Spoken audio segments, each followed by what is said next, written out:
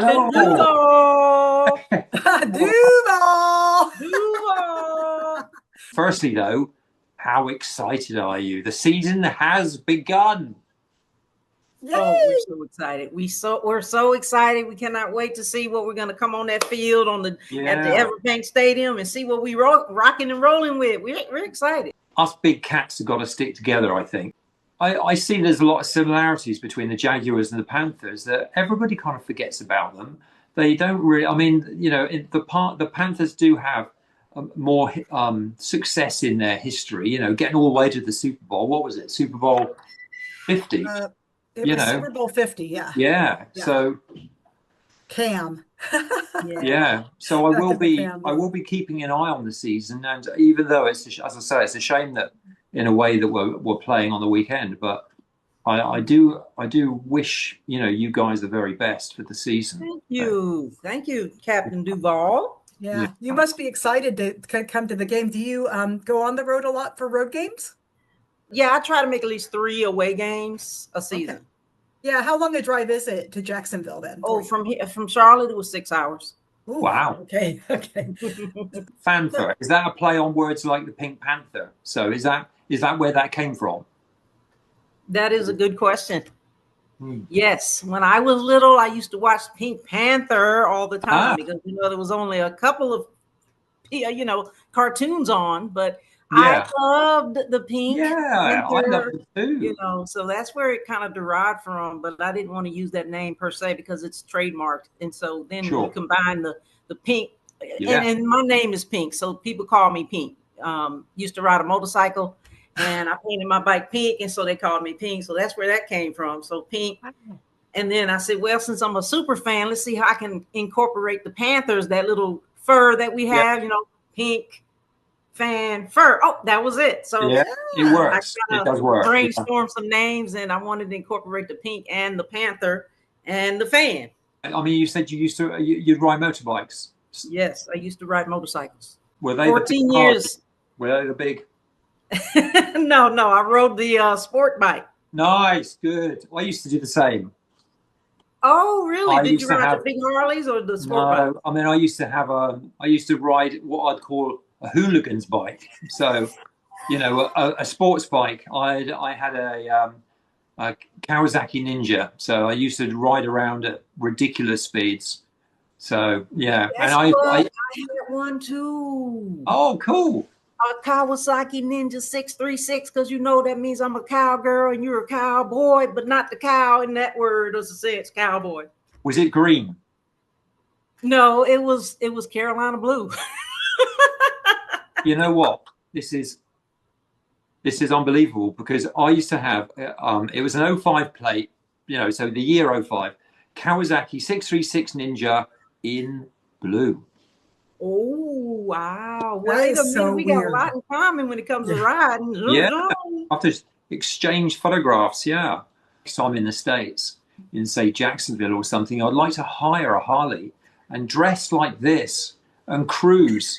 You know, that would be brilliant. I'd love that. Well, people will be having accidents trying to look at you, you know, trying to get that look. I might get pulled over. They already do. Taking double takes and wrecking. They already do, like in their cars. Yeah. It's really bad sometimes. I just wanted to mention, I heard you say Army, so that you guys have another thing in common, because the captain was in the Army as well. Yeah. Army strong, just that little bit more. Yeah. All right. Thank you for your service. Yeah, you too. What did you do in Hawaii, though? What kind of specialty were you?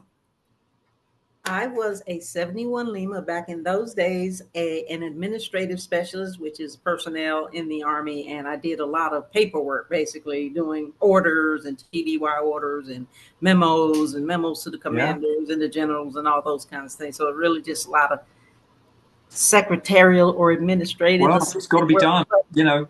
Great. In terms of the military, I mean, they say that for every single job in civilian life, there's the same job happening in the military life. So yeah, absolutely. It helped me a great deal, because as soon as I got out of the Army in 1998, I was able to get a job like a week later at the South Carolina juvenile justice because of all of the administrative skills that I attained in the Army. So it was good. That's good. How did you luck into Hawaii? Jeez. Yeah. Well, when you join the Army, they give you this wish list when you join, and they say, hey, put 3 places on your dream sheet. Like, okay, put 3 things on there where you dream to go to. And it's like, okay, if you think you're going to those places, you're dreaming. But Hawaii was one of those places that I put on my list. And I actually got stationed there after AIT. Wow. So which island were you at? Waikiki and stuff? Like, I was on Oahu, and Schofield Barracks sits flat, smack dab in the middle of the island. And that is the home of the Koli Pass, where the war started in 1941. They came in from the back at the Koli Pass at Schofield. Wow. So it's a very historic base and a very historic moment. Yeah. And you were there, you served there. So that's really cool. What's the Panther scene like in Carolina? As a super fan, I'm going to always say, because it's at the bottom of my heart, it's always a great experience for me as a super fan. And I can probably speak for my other super fan friends and family that it is a very great experience no matter who shows up, because we're always undefeated in the super fan department, right? When, I came to the Jacksonville for the first time, I mean, there were so many great super fans that made me very, very welcome, like the Comish of DuuuVal and, of course, Tally Jag and Tilo Patra. I mean, they're just, they were, especially Tally Jag. I mean, she was the first one that touched base with me, and made me feel very welcome. And I'll always really appreciate them all for that. So yeah, she's been very gracious in helping the super fans that's coming in from Carolina to host us and just kind of entertain us and hang out with us. And so we're very appreciative of Tally Jag's all her southern hospitality. She's so great. And Tila Patrick, we're going to meet up with her as well. Oh man, she's so fun to watch. I mean, everybody sees her just in the end zone and cheerleading and all that stuff. Yeah. And she's just such a positive force. She always goes, seems like she's always in the fan zone before the game, meeting with the kids. Yeah, she's always got the moves. Tell me about, speaking of stadium stuff. So I'm wondering about this. Okay. So Sweet Caroline. Right? Oh, yeah. So people always say, oh, the Red Sox started that. It was the Sox. But I've heard a rumor that it was actually the Panthers that kind of started that. So can you clear this up for me? We, the Panthers, started it because we are the Sweet Carolina Panthers. So I'm going to go with that. How'd your draft go? How do you feel about the draft picks in the offseason, how it went? I do feel great about the first draft pick, Teteroa McMillan. Oh, yeah. I was at the draft party, and then the next day we had the welcome walk. So we were super fans, Mad Cata and Dr. Cardiac and several other fans had the opportunity to, with all the other fans, to, welcome him in. They recorded his entire journey. And then when he got in front of all of the fans, he got out of the limo, and then it was like this big, big scene. It was so exciting to see him come out and be welcomed by the owners, and everybody was there. Sir Per was there, the cheerleaders, and he just walked down the aisle, and everybody was screaming and yelling, T-Mac, T-Mac, T-Mac. And I just thought that was such a great experience. For the super fans and the fans, it was a great experience. I can't even imagine for him as, getting picked first by us, coming down and being welcomed into the Carolinas like that. Yeah. So I'm feeling really good about him, and because he's got some great height, and he's a good addition for Bryce, because Bryce needs that to get the ball to T-Mac. So we're feeling very good about him.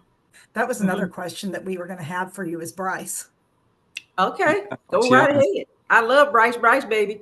I'm a diehard Alabama Crimson Tide, Roll Tide fan, because I grew up in Alabama and I've watched Alabama. And when Bryce Young took his first snap at Alabama, I was there. Wow. When he dropped that first snap and he fumbled the ball, I was there. And his parents are great people. They raised a great guy. He's got so much humility and grace. I just love him as a person. I don't know him personally, but, when you watch these players grow up through college, you kind of get to know them kind of, sort of. Mm-hmm. He played great ball at Alabama because he had pieces around him to help him. You know what I'm saying? Right. I was at the draft, thank God, 2023 when he was drafted, and it was the best experience of my entire life. Yeah. To be sitting right there waiting for him to see him. Yeah. Everybody was so excited and screaming. I was just like, me and my friend, because we were both diehard fans of Alabama, and we were just like screaming and dang near crying, Yeah. Well, that's really good because your guy got on your team, so it's like, yes, this is really great because we don't get Alabama players like that. And then now you got T-Mac, so you're just all, like the two of them. All giggles and smiles over here. And, and that game on the weekend, you're going to have the two brothers, the two running backs playing against each other, aren't they? ETNs. ETN and ETN, one from Clemson, one from Georgia. Trevor and Travis, That's going to be so electric, man. I can't wait. Yeah. I was watching one of the preseason games, and Trevor had a good game. I was like, whoa, he might be a really good running back. He might be his brother. He had a couple of good runs, and then I said, oh yeah, he just made the team on that one. Yeah, it'll be interesting to watch. Yeah. They can't kick him out, so. No. He's an ETN. Yeah, he's an ETN. If nothing else, it's really fun. Just to call him ETN. And you guys got Travis Hunter. I think it was gutsy. I mean, you got to be gutsy, to get somebody like Travis. I mean, Heisman Trophy winner, and I mean, of course, Bryce Young is the Heisman Trophy winner too. Just want to slip that in, but you got to go for the gusto if that's who you want, because you know what his talent is, and you know what he's about. You know what he can bring to the table. You've watched him all season with Colorado, so. I think it was a very gutsy move, and I was very impressed and shocked. I was like, wait, what? Oh, and then the first thing I thought of, because I knew we were playing you guys, was, well. I understand you got your own business. Is that right? That is correct. I do. I'm retired from the military. Yes. So when I retired from the military, and I also work as a therapist. So I do therapy 1 day a week. But the other days, I pretty much just work on my business, which is PINKFanFur. That business is a Superfan outfit design company. Nice. So pretty much I knew that I wanted to do that before I retired. So I started collecting all these things and all of these fabrics and stuff like that. And I recently just took a sewing class like about 3 or 4 months ago. So now that I got a sewing machine or 2 sewing machines, the world is endless now when it comes to Superfan outfits. So a lot of times I spend time just kind of crafting, honing in on my craft. If I'm not doing that, I'm dealing with my new puppy or talking to my grandkids or, out shopping or something, just running errands, just enjoying life, enjoying that part of life where I don't have to clock in and out anymore, because I feel like I did a lot of that in my 30 or 40 years of working. And it's great to just sit back and not have to worry about that. But I am free, I guess you could say. Yeah. And I'm thinking about the games, I'm preparing for these games every week. I've got to figure out what I'm wearing, helping my friends get their outfits together. And I'm getting ready to start my own line. PINKFanFur, going to come out with some makeup, some glitter, some hair. Oh my God, that's awesome. Merch. This shirt I'm wearing here, Carolina Superfans United. That's who we represent. Founder, Mad Catta, Elaine Brown. My daughter created, we've got Dr. Cardiac who did the designs, myself and I, and we all kind of did the designs, but my daughter did the shirts. So we got different vendors doing some different things, but we've got our own Carolina Superfans United merch now. So that's really cool. So is it mostly like what you do at the moment? Is it mostly kind of commissions, or do you have like a site where you say, here's my stuff? I have a website, but I'm actually, it's under construction right now because I took it down and I want to revamp it a little bit. When I put it up, it really didn't do what I wanted to do. So I'm just going to revamp it right now. I do have a therapy website up, but my Superfan stuff is all word of mouth. People know who I am and what I do. And that's pretty much it. And I got a lot of my friends that I help, sort of develop their Superfan persona, you could say. And they're kind of like prototypes for me. Yeah. I'm my own prototype and they're my prototype. So we I know what you mean. Social media. And it's good fun too, isn't it? I mean, it's good fun. It is fun. It is very much fun. Yeah. Yeah. Do they, is it mostly Carolina fans then, or do you help anybody? Anybody. Okay. Even Jaguars fans. Even Jaguars fans. I told you, you Okay, said us fans I'll got make a note. Now your makeup is amazing. Well, I could do that too, but it is absolutely amazing. I don't know if it's you do you do it yourself. I want to ask you, do you do it yourself, or is it like an actual kind of a mask that you put on, or how does that work? it's a latex mask that that's I've stuck to my face. Okay. And then basically that has to be painted the day before. And then I paint around the rest of it. So, gotcha. You know, I mean, it's crazy. It looks really good. I love it. Little cat nose. I love it. You look cute. It's like half and half. It's half him and half the mask. And some people actually go up and push on the nose, but yeah. The problem is when he takes it off. I'd like to get a little tiny little squeaker so that I can just squeak the nose. Yeah. Let me the just problem is when he takes it off, like half his skin comes off. So yeah. He doesn't want to come off. You know how it's kind of a sacrifice to be a fan, right? Sometimes it is. It really. I mean, especially these away games, because Captain DuuuVal, you know how it is. I mean, you came all the way to Detroit. You came all the way.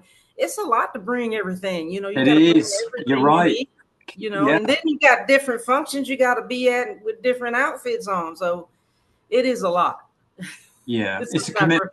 It's a commitment, but as you say, as a super fan, you know, it's the fun of it, and it's the very least we can do to support the teams, isn't it? Really. So I just wish more people would do it. I just wish more people. I know, that's what I want. I mean, that's really what I want. I feel like us as fans, we do that. We produce that Miles Smiles thing, and you know, when fans see you, they love it, and you want to kind of be inspired. You know, we want to inspire other people to aspire to be. But it's a calling, you know what I mean? It's not just something you just decide to do. It's like you have to have it in you, you know what I mean? You have to have that personality to do it, and the faith to love your team as much as you do, no matter what, win, lose, draw.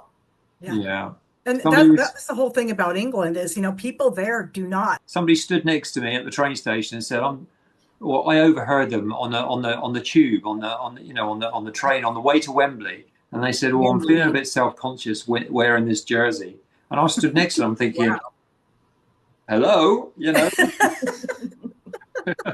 You're self-conscious. I'm a human freaking cat. because this takes so long to do, you see. I mean, I've got to do it at home, and I've got to travel like this to the stadium. So no matter where it is, if it's in Jacksonville or if it's in London, I'm on public transport, you know, so. And people are probably like, well, some people are like, and some people are like, oh, you look so great. Can I get a picture? Well, in England, it's more like, because they don't even know the sport. So that's kind of the whole point is we go down to the center and go to the palace and, you know, like places like the Big Ben and say, like, just people are like, what is that? What a weird thing. And then we'll say the NFL is here tomorrow and they don't even know. They have no idea there's a game at Wembley. They have no idea. I think that's what the NFL is trying to do, is making an attempt to go international. And I know they got this game in Brazil Friday. Yes. So I think that's what they, you know, the more of the push is to develop this international following. I mean, I don't know. That's what I think. In terms of, I think in the NFL, if they're going to keep making more money and making more profits, then that's where they can do it. Rather than a national sport, making it a worldwide sport. You know, and there's a lot of fans out there. I mean, we've met fans, as I'm sure you have, from all over the place. You know, Germany and Mexico, and especially if we go to the draft. I mean, when you were at the draft, you must have spoken to so many different people because you know, as a super fan, they're drawn to you, aren't they? So I was at the Browns game just the other day, and there was this gentleman sitting next to me, and he had an accent. And I said, "Where are you from? Where are you from? Your accent? I know that accent." It almost sounded like it was Australian. But he said, no, it's actually German. I'm like, oh, it doesn't. Okay. Well, he was from Germany. He came all the way from Germany to the game. You know, if you ever go to a Wembley game, I don't know if you've been to one or not, but if you do, half the people you meet are from Germany because they love NFL. So we just got to get more people in England to love it. Yeah, you'll have to Well, come over. I think there's a regular about 6 million fans there now, so that's pretty good. You That's know, good. although it's nowhere near the number of quote football, soccer fans. I mean, there's nowhere near that. But If you come over to one of the games in this country, where when you go through the arrivals with your suitcases and stuff, I'll be there waiting for you, dressed like this, Okay. with a sign. So I That mean, would be awesome. And I'm not gonna say I'm gonna be dressed like this, I'm gonna be dressed up. I'm dressed down today. yes, well, you've been on the road. I mean, that is yeah, that's allowable. right. You've been on the As road. I say, we appreciate speaking to you because I mean, as you say, you've been on the road. You must be exhausted. You need a nice cup of tea. That's what you need. And so we always ask what your favorite morning beverage is. Oh, my favorite morning beverage is to drink Folgers decaffeinated coffee and latte slim fast. Oh, wow. Yes. And I also mix green tea in it. So that's my morning routine. Wow. It's so good. It's so good. So you shake it up, so kind of shake it all together. Well, I take a thing of Slim Fast. It's the latte caramel brand flavor, and then I dilute it with water. So for every one jar, I put 3 jars of water in. So it's pretty much diluted, and then I pour that. So I do half a cup of the coffee and then half of the Slim Fast, and then put it in the microwave for a minute. I thought it was going to be cold, so it's a hot drink. No, it's hot. Wow. Yeah. I'm going to have to try and see what that tastes like. It's very good. I love it. In fact, I'm already in withdrawal because I didn't have any today. Oh, I'm sorry. Well, you need to have some in a minute. You need to have some in a minute. There is no wrong way to fan. It's no wrong way to fan. Absolutely not. Good policy. Yeah, so I like to normalize sort of the super fan, like when you're wearing your big, because you wear usually this hat, right? You wear a hat. No, I normally don't wear a hat. I normally wear long braids, and sometimes I wear a headband, or you never know what I'm going to wear. See, that's the thing. I mean, nobody knows what I'm going to wear from every game to get every game. Especially as it's your business, especially as it's your business to actually create these. I create these, yes. Yeah. It's endless the things that you can do as a super fan or for super fans. I mean, let's make it into a business, if it's something you love and you enjoy doing it, you have this passion for it, make it into a business, make some money, dang it. Yeah, and also in terms of money, do you manage to raise any money for charities and causes and things like that? Do you, as a super fan, do you look at, trying to do some good for the kids and things like that? Or is that something you do? That is a very good question. And we are very community service oriented, us super fans, believe it or not. I mean, I was just volunteering with the Carolina Panthers School Central backpacking initiative 2 weeks ago, where we packed 54,425 backpacks for the kids. Wow. So a lot of times it may not just be about monetary or, in-kind contributions. No, it's time. It's about time and energy and work. And we also did the Keep Pounding Day, where we went into the community with the Habitat for Humanity and worked on building homes, for people who's moving into these homes, who could not otherwise afford these homes. So we are very community oriented. Yeah. I'm big with the military, and veterans are one of my favorites, as well as domestic violence survivors is one of my other things. And I'm also a board member with a nonprofit organization where I assist with fundraisings and things like that. So just bringing awareness to the community about some of these human service things going on. It's all about adding fun, and just especially I think for the Jags, it's like you need all the fun and lightheartedness that you can possibly get. So we're right there with you. I know you're commiserating, right? We're like two cats in a litter box. We got some claws and paws going on this weekend. It's the claws against the paws. Yeah, that's the initiatives and the things. It's just a shame. It's just a shame that one has to lose and one has to win. Yeah. When I think about the Jags, I love the colors. We think about it being in Jacksonville on the beach and the sun and the fun. But the super fans are the greatest and the best. That's what I think I like about the Jags.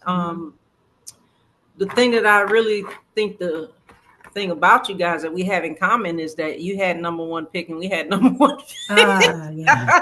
That's probably the bad thing about the Jags. That's right? a good situation and a good situation from a bad situation, but we have that in common, having been the #1 pick. Well, both of them. The Jags had them 2 years in a row and stuff, but it's like it's kind of like let's set a record for how many in 5 years, right? Yeah. Well, let's stay excited and just stay excited. They're gonna have both teams are gonna have their year, I'm sure. Stay motivated, stay excited, stay energetic, stay just be optimistic and just keep smiling. Keep smiling. Yeah. Keep smiling. That's a good motto. Yeah. I mean, thank you so much for taking time. One thing that remains though, before we say goodbye, now the captain, me, when I say goodbye, I always say it in a very British way, and I would love it if you could say it the same. So basically, the word that I always say, cheerio. So can you say cheerio? Cheerio. I like that. I like the Well, thanks. Thank you. It's great talking to you. Thank you, guys. So nice to meet you online. Thank you. Okay.